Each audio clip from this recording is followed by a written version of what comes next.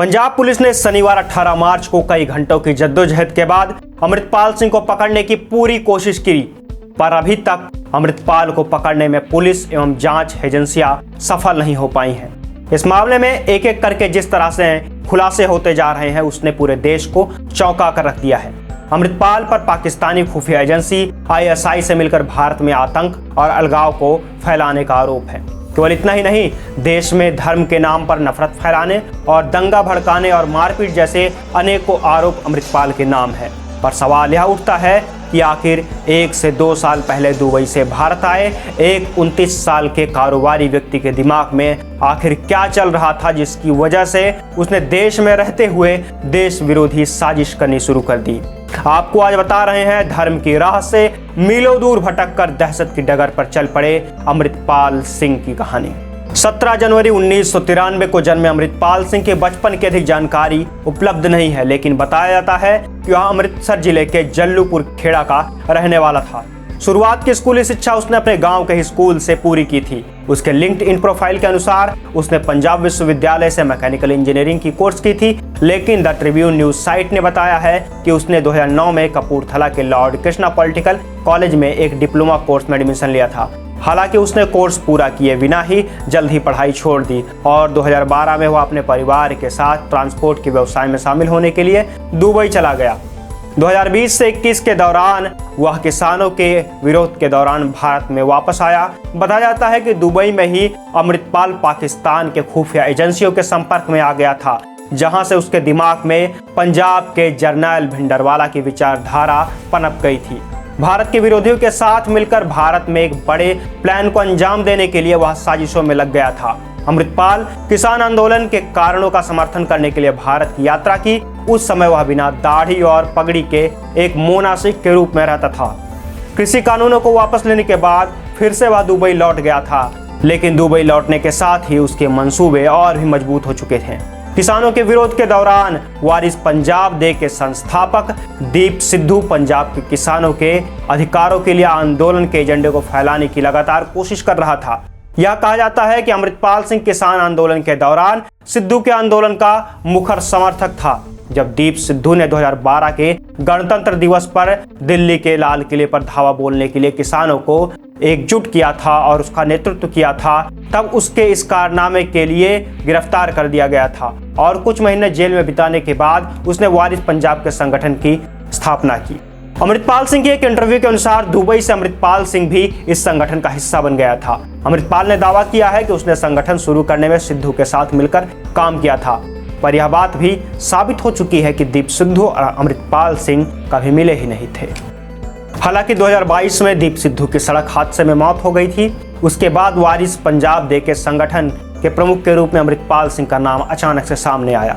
4 मार्च 2022 को अमृतपाल सिंह को संगठन का नेता घोषित करते हुए एक पत्र प्रकाशित किया गया था। जब अमृतपाल सिंह दुबई से पंजाब लौटा तो 29 सितंबर 2022 को दमदमी टकसाल के पूर्व जत्थेदार और खालिस्तानी विचारधारा के सबसे बड़े हिमायती जरनैल सिंह भिंडरवाला के पैतृक गांव मोगा के रोडे में एक आधिकारिक उद्घाटन समारोह का आयोजन किया गया था। इस समारोह में वारिस पंजाब डे का प्रमुख चुने जाने के बाद उसने आनंदपुर साहिब में अमृत ग्रहण किया था। उसका उत्तराधिकार सिद्धू के कुछ सहयोगियों द्वारा विवादित है और आलोचना का दावा किया जाता रहा है। सिद्धू के परिवार द्वारा उसका समर्थन नहीं किया गया था। सिद्धू के भाई ने भी इस बारे में कहा था कि सिद्धू ने 15 दिनों के लिए अमृतपाल को फोन पर ब्लॉक कर दिया था और इस पद पर सिंह का यानी कि अमृतपाल सिंह का उत्तराधिकार बिल्कुल अवैध है।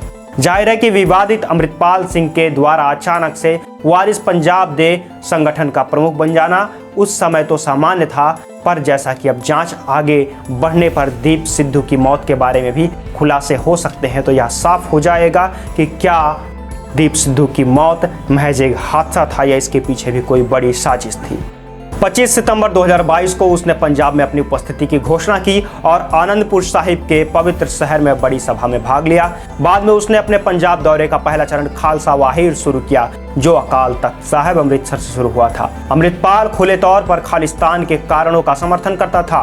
अलगाववादी आंदोलन सिख धर्म के लोगों के लिए एक अलग मातृभूमि जैसे देश की मांग करता था। उसने कई बयान दिए थे जिसमें उन्होंने खुले तौर पर खालिस्तान के लिए रैलियां की थी, जिसमें कहा गया था कि खालिस्तान के लिए हमारे उद्देश्य को किसी तरह की बुराई या प्रतिबंधित ना समझा जाए।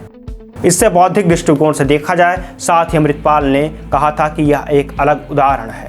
अमृतपाल ने यह भी कहा था कि पंजाब की आबादी में खालिस्तान की भावना बनी रहेगी और कोई भी इसे दबा नहीं सकता है। इसके साथ ही अमृतपाल ने केंद्रीय गृह मंत्री अमित शाह को भी कई बार धमकी दी थी। एक बार धमकी देते हुए उसने कहा था कि उनका भी वही हश्र होगा जो इंदिरा गांधी का हुआ था, जिसकी हत्या उनके सिख बॉडीगार्ड ने कर दी थी। इसी के साथ अमृतपाल अजनाला में हुई हिंसक झड़प का भी मास्टरमाइंड है। कट्टरपंथी अमृतपाल के खिलाफ पंजाब पुलिस का एक्शन जारी है। इसके साथ ही इस मामले में एनआईए को भी सौंपा जा सकता है। प्रदेश भर में पुलिस का पहरा है। कई जिलों में धारा 144 लागू है। मोबाइल, इंटरनेट और एसएमएस सेवा पूरी तरह से ठप है, मगर अमृतपाल का अब तक कोई सुराग नहीं मिला है। इस बीच पंजाब पुलिस ने प्रेस वार्ता कर कुछ अहम जानकारियां भी लोगों को दी है। पंजाब पुलिस के आईजी सुखचैन सिंह गिल ने सोमवार को बताया है कि अमृतपाल सिंह के खिलाफ कार्रवाई में अब तक 114 लोगों को पकड़ा जा चुका है, जिसमें 4 लोगों को असम के डिब्रूगढ़ जेल भेजा गया है। वहीं अमृतपाल के चाचा को डिब्रूगढ़ ले जाया गया है। डिब्रूगढ़ भेजे गए सभी लोगों के खिलाफ राष्ट्रीय सुरक्षा अधिनियम यानी कि नेशनल सिक्योरिटी एक्ट लगाया गया है। सुखचैन सिंह गिल ने कहा है कि राज्य में शांति का माहौल है, स्थिति स्थिर है, कानून व्यवस्था की कोई चुनौती नहीं है। वारिस पंजाब दे के कुछ तत्वों के खिलाफ विशेष कार्रवाई की जा रही है। इनके खिलाफ 6 आपराधिक मामले दर्ज हैं। वारिस पंजाब दे का प्रमुख अमृतपाल सिंह अभी भी फरार है।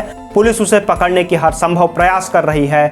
कई तरह से अफवाहें भी फैलाई जा रही हैं। पंजाब पुलिस साफ कह रही है कि गिरफ्तारी अभी बाकी है और गिरफ्तारी के प्रयास जारी हैं। उन्होंने कहा है कि राज्य में शांति का माहौल है, स्थिति स्थिर बनी हुई है, कानून व्यवस्था में फिलहाल कोई चुनौती नहीं है। कुछ सूत्रों के अनुसार यह भी बताया जाता है कि शायद अमृतपाल सिंह किसी बड़ी घटना को अंजाम देने के लिए लगातार कार्यरत है या फिर वह देश छोड़कर भागने की तैयारी है। साथ ही यह भी बताया जा रहा है कि शायद उसकी प्लानिंग पाकिस्तान भागने की है। इस मामले की नए अपडेट्स हम आपको देते रहेंगे। देश और दुनिया की दूसरी खबरों को जानने के लिए जुड़े रहिए हमारे साथ और देखते रहिए नव आयुध।